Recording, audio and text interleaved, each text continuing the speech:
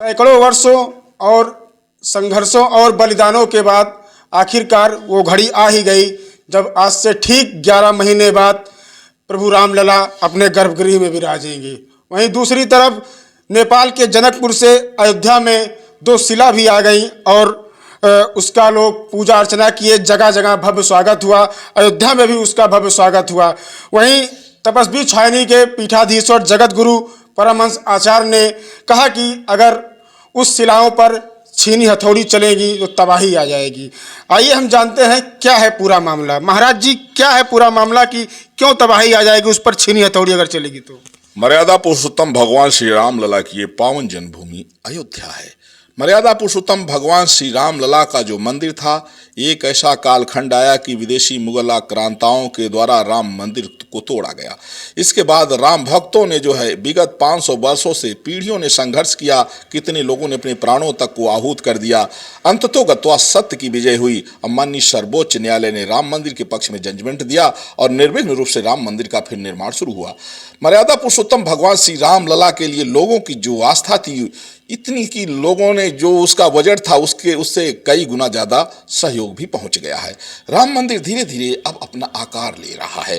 राम मंदिर में रामलला विद्यमान हैं, उनका पूजन अर्चन हो रहा है। लेकिन चूंकि भगवान जन्म के हैं तो आकार जन्म के समय तो छोटा ही रहेगा।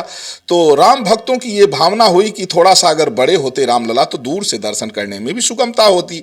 तो उनकी राम भक्तों की भावनाओं का आदर करते हुए श्री राम जन्मभूमि तीर्थ क्षेत्र ट्रस्ट के ट्रस्टियों ने सोचा कि बड़े रामलला की मूर्ति बनाई जाए। उसके लिए हुआ कि सर्वोत्तम क्या रहे, क्योंकि अष्ट धातु से भी मूर्ति बनती है, स्वर्ण से भी मूर्ति बनती है और तमाम शिलाओं से भी बनती है। तो कि सर्वोत्तम शिला कौन होगी? दरअसल में अन्य जो पत्थर होता है, अन्य जो शिलाएं होती हैं, उसकी मूर्ति बनाने के बाद में फिर वैदिक विधि से प्राण प्रतिष्ठा होती, तब भगवान की पूजा अर्चना शुरू होती है।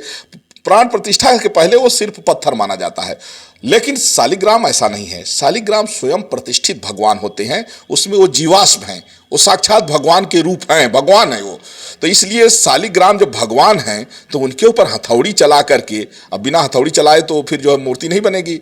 तो भगवान पर हथौड़ी चला करके और फिर जो है उसमें बनाए साक्षात राम लला है। और साक्षात राम लला के मुड़े पर हथौड़ी मारे कोई, अब कह दे कि नहीं इनको और सुंदर बनाना, ये बनाना, आकार बनाना, तो यह अशास्त्रीय, अवैधिक है, अमर्यादित है और इससे पूरे देश में तबाही आ जाएगी। इसको बचाने के लिए अयोध्या से मैं तपस्वी छावनी पीठाधीश्वर जगत गुरु परमहंस आचार्य हमने जो है तो श्री राम जन्मभूमि तीर्थ क्षेत्र ट्रस्ट के महासचिव आदरणीय श्री चंपत राय जी को हमने ससम्मान एक पत्र दे करके हमने मांग किया कि शालिग्राम जो है वो साक्षात भगवान राम लला हैं, उनके ऊपर छीनी हथौड़ी नहीं चलनी चाहिए। और मूर्ति जो बनाना है, आप सोने की मूर्ति बनवाइए या अष्टधातु की मूर्ति बनवाइए या निशिलाओं की बनवाइए। शालिग्राम में आज तक ऐसा कभी नहीं हुआ कि शालिग्राम के ऊपर कोई हथौड़ी चलाए। तो इसलिए हमारी बात को लेकर के श्री राम जन्मभूमि तीर्थ क्षेत्र ट्रस्ट के सभी ट्रस्टीज पर विचार मंथन कर रहे हैं। और हमने ये निवेदन भी किया है कि जैसे शंकराचार्यों से पूछा जाए, काशी के विद्वानों से पूछा जाए, तमाम जो बड़े संत जो शास्त्रों के ज्ञाता हैं उनसे पूछा जाए कि ये वेद विहित वेद सम्मत क्या है। क्योंकि हमारे यहाँ तस्मात् शास्त्रम प्रमाणम थे कार्य कार्य व्यवस्थित। तो सनातन धर्म में व्यक्ति का नहीं कि व्यक्ति ने जो कह दिया हो जाएगा। सनातन धर्म में शास्त्रीय पक्ष देखा जाता है कि शास्त्र सम्मत है कि नहीं है। अगर शास्त्र सम्मत नहीं है तो चाहे कोई भी बोलेगा उसकी बात को गलत माना जाएगा, और शास्त्र सम्मत होगा तो फिर वो सही है। तो इसलिए शास्त्रीय पक्ष को हमने रखा है और हमारी बात को बड़े ही आदर के साथ लोग जो है मान रहे हैं और उस पर विचार विमर्श किया जा रहा है कि और क्या किया जा सकता है। और बहुत जल्दी जो है निर्णायक मोड़ पर हम लोग पहुंचने वाले हैं। तमाम विद्वानों से इस पर विचार मंथन चल रहा है। हनुमान चालीसा से लेकर के ऋग्वेद तक जो है तो लगातार उस पर अवलोकन किया जा रहा है। तमाम विद्वानों की टीमें इस पर जो है तो वाच कर रही हैं। तमाम जो है तो वेदों के ज्ञाता इस पर लगे हुए हैं और बहुत जल्दी हम लोग जो होगा निर्णायक, उस निर्णय को समाज के सामने आप लोगों के माध्यम से प्रस्तुत करेंगे। महाराज जी, सोशल मीडिया पर कई प्लेटफॉर्म पर लोग कह रहे हैं कि ये देवशिला है, कुछ लोग कह रहे हैं शालिग्राम है। आखिर शालिग्राम और देवशिला में फर्क क्या है? देखिए, ऐसा है कि चूंकि गंडकी नदी से भगवान जो है मुक्तिनाथ क्षेत्र, गंडकी नदी से जो भी पत्थर होता है वो सब शालिग्राम होते हैं। कहते हैं नर्मदा का हर कंकड़ शंकर है और गंडकी नदी का हर कंकड़ जो है शालिग्राम है, हर पत्थर शालिग्राम है। तो वो साक्षात भगवान है। अब उसके आसपास, चूंकि वो मुक्तिनाथ क्षेत्र है, उसके आसपास की जो शिलाएं हैं वो देवशिला कही जाती हैं, नदी के आसपास की, नदी की नहीं।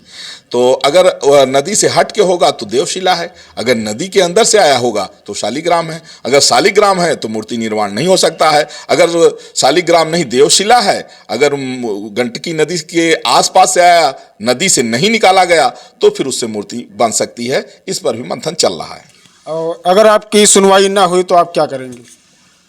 देखिए, अगर शालिग्राम भगवान है हमारे लिए और पूरे देश के लिए, साधु संत शालिग्राम, तमाम साधु संत शालिग्राम की सेवा करते हैं भगवान के रूप में, तो अगर भगवान के ऊपर हथौड़ी कोई चलाएगा तो हम मना करेंगे और नहीं मानेंगे तो प्रायश्चित स्वरूप मैं अन्न जल का परित्याग करके भगवान का स्मरण करूंगा कि हे प्रभु, हमारे इस देश को, हमारे राष्ट्र को बचाइएगा। भगवान जो है, ईश्वर से मैं प्रार्थना करते हुए अपने प्राणों को उत्सर्ग कर दूंगा।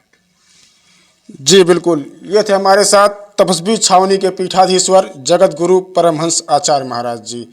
इनका कहना है कि अगर शालिग्राम पर छीनी हथौड़ी चलेगी तो मैं अन्न जल त्याग कर समर्पण कर दूंगा। वीडियो जर्नलिस्ट अपने सहयोगी के साथ दावत टाइम्स, अयोध्या।